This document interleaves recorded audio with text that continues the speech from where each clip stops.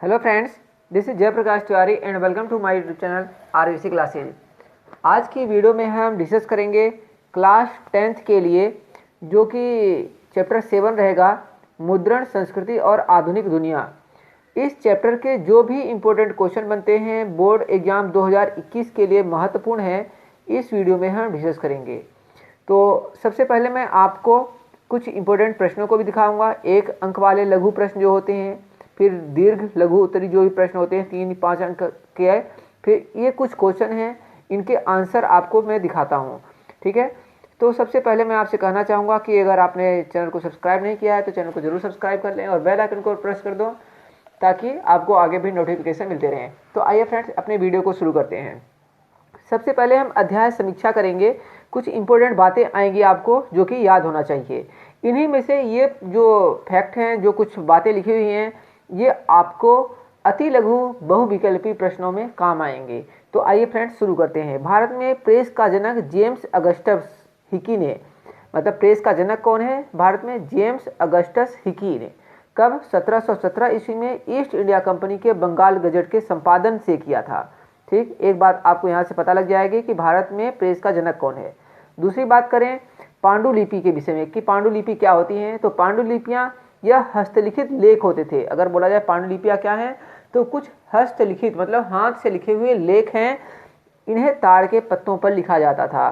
फिर है third point, chap book अश्लील प्रेम प्रसंग 4 या 6 पृष्ठ वाली पुस्तकें होती हैं। उलमा इस्लामी कानून और शरिया के विद्वान होते हैं। सन 1448 में गुटेनबर्ग ने बाइबल को छापा था।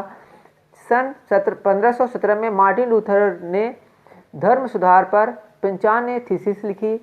और 7वां है सन 1508 में इरा समय ने एडाजिस पुस्तक छापी। और सन 1821 में राजा राम मोहन राय ने संवाद कुमोदिनी छापी। सन 1820 में कलकत्ता सुप्रीम कोर्ट ने प्रेस कंट्रोल बिल पास किया। अगर पूछा जाए कि कलकत्ता के सुप्रीम कोर्ट ने प्रेस कंट्रोल बिल कब पास किया, तो 1820 में। और 10वां जो आखिरी है, सन 1822 में गुजराती समाचार पत्र मुंबई में छापा गया। अब आप यहाँ पर लघु उत्तरी प्रश्न दिए हुए हैं 1 अंक वाले, अति लघु बोल सकते हैं। तो आप इनको जो है नोट कर लें, स्क्रीनशॉट ले लें, क्योंकि मैं आपको इसका फ़र्क नहीं सुनाऊंगा, आप खुद स्क्रीनशॉट ले लें और इसको या वीडियो पॉज करके देखें। फिर मैं आपको कुछ और प्रश्न हैं उनके आंसर सहित आपको मैं दिखाता हूँ जो लिखे हुए हैं। कुछ हैं जैसे गुटेनबर्ग ने यहाँ छापे खाने का आविष्कार किया था, तो सब पूछते हैं कि किसने किया था, ये सब पूछते हैं। छापे खाने की शुरुआत के जैसे भारत में पूछा है, भारत में छपाई की तकनीक कब और कौन लाया। ठीक है, तो ये तुलसीदास ने रामचरितमानस का पहला मुद्रण संस्कृत कब और कहाँ हुआ, तुलसीदास के जो रामचरितमानस था। तो ये कुछ हैं। जैसे तीसरा क्वेश्चन है गुटेनबर्ग द्वारा छापी पहली पुस्तक कौन थी। तो आप इनको जरूर याद करें। सभी 17 प्रश्न हैं इस चैप्टर के, आप इनको सबसे पहले नोट कर लें। अब बात करते हैं इन प्रश्नों के कुछ आंसर हैं। पहला क्वेश्चन है वुड ब्लॉक प्रिंट या तख्ती के छपाई यूरोप में 1825 के बाद आई, कारण दीजिए। अब इसका आंसर आपको लिख जाएगा, इसमें कोई समझाने वाली बात नहीं है, सिर्फ एक बात पूछी है कि वुड ब्लॉक प्रिंट या तख्ती की छपाई यूरोप में 1225 के बाद आई, कारण बताइए। दूसरा है रोमन कैथोलिक चर्च ने 16वीं सदी के मध्य में प्रतिबंधित किताबों की सूची क्यों रखनी शुरू कर दी, कारण दीजिए। नेक्स्ट है महात्मा गांधी के इस कथन का कारण बताइए कि स्वराज की लड़ाई दरअसल अभिव्यक्ति, प्रेस और सामूहिकता के लिए की गई लड़ाई है। महात्मा गांधी ने ऐसा क्यों कहा था, इसके कारण बताना है आपको। कि महात्मा गांधी ने 1922 में कहा था कि वाणी की स्वतंत्रता, प्रेस की आज़ादी और सामूहिकता की स्वतंत्रता को तब की अंग्रेजी सरकार अब जनमत को व्यक्त करने और बनाने के लिए इन सभी 3 ताकतवर और औजारों को दबाने की कोशिश कर रही है। क्योंकि गांधी जी का मानना था कि स्वराज और खिलाफत की लड़ाई सबसे पहले तो इन संकटग्रस्त आज़ादियों की लड़ाई है, और गांधी जी का ये भी मानना था कि अभिव्यक्ति की आज़ादी, प्रेस की आज़ादी और सामूहिकता का पर प्रतिबंध लगाने से स्वराज की लड़ाई प्रभावित होगी। चलते हैं नेक्स्ट क्वेश्चन पर। मार्टिन लूथर मुद्रण के पक्ष में था और उसने इसकी खुलेआम प्रशंसा की, कारण दीजिए। तो मार्टिन लूथर किंग का नाम आपने सुना था, एक समाज सुधारक थे, आप इनको जानते होंगे। तो मार्टिन लूथर एक धर्म सुधारक था जिसने रोमन कैथोलिक चर्च की कुरीतियों की आलोचना करते हुए अपनी 95 स्थापनाएं लिखी, जिनको हम थीसिस बोलते हैं। जल्द ही लूथर के लेख बड़ी तादाद में छापे और पढ़े जाने लगे। कुछ ही हफ्तों में न्यू टेस्टामेंट के लूथर के तजुर्बे के अनुवाद की 5000 प्रतियां बिक गई और 3 महीने के अंदर दूसरा संस्करण निकाला गया। चलते हैं नेक्स्ट क्वेश्चन पर। इरेस्मस कौन था? छपी किताबों को लेकर उसका क्या विचार था? तो इरेस्मस लैटिन अमेरिका का एक विद्वान था। इरेस्मस कौन था? ये अति लघु उत्तरीय प्रश्न में पूछा जाता है। वह कैथोलिक सुधारक था जिसने प्रिंटिंग प्रेस का पक्ष लिया। उसने छापे खाने के बारे में गहरी चिंता को अभिव्यक्त किया था। आप इसको जरूर पढ़ लें। नेक्स्ट क्वेश्चन रहेगा प्रश्न छठा कि वर्नाक्यूलर या देसी प्रेस एक्ट क्या है, इसके विषय में बताइए।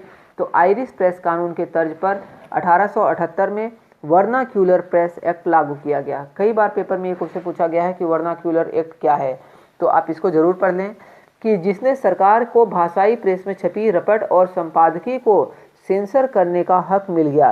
वास्तव में यह कानून प्रेस की आज़ादी को समाप्त करने के लिए ही लाई गई थी।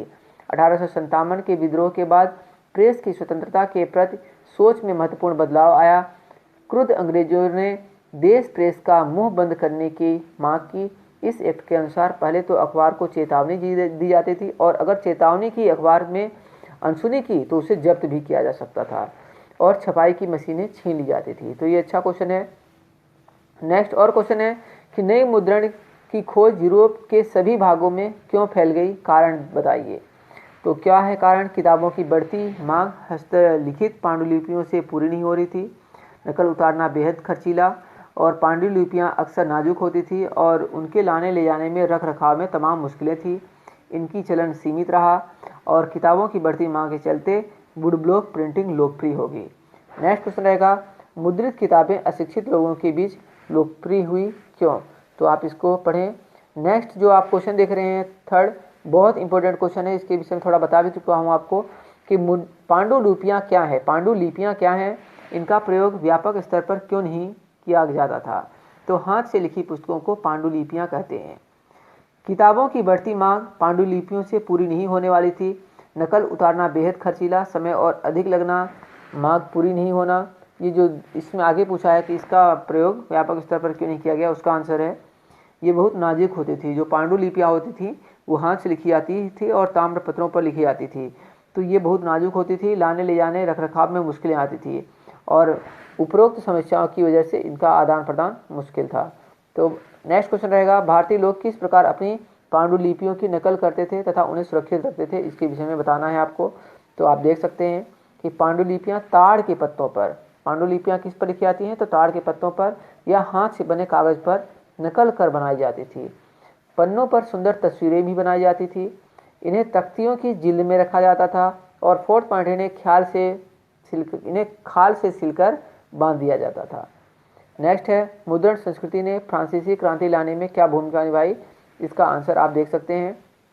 छठा क्वेश्चन है कि 19वीं शताब्दी में महिलाओं द्वारा पढ़ने के चलन के प्रति लोगों का क्या रवैया था। महिलाओं की इस संदर्भ में क्या प्रतिक्रिया थी, इसका आपको जवाब देना है।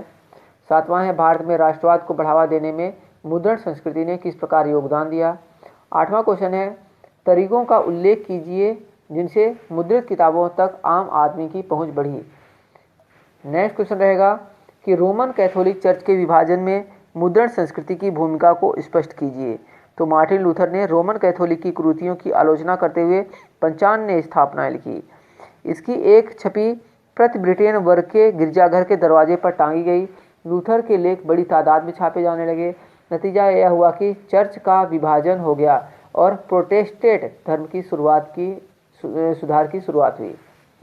नेक्स्ट जो आप क्वेश्चन देख रहे हैं 10वां, उसको भी आप पढ़िए और जो 11वां क्वेश्चन है वो इम्पोर्टेंट है मोस्ट इम्पोर्टेंट, और 12वां है जापान की मुद्रण प्रणाली का विकास कैसे और कब हुआ।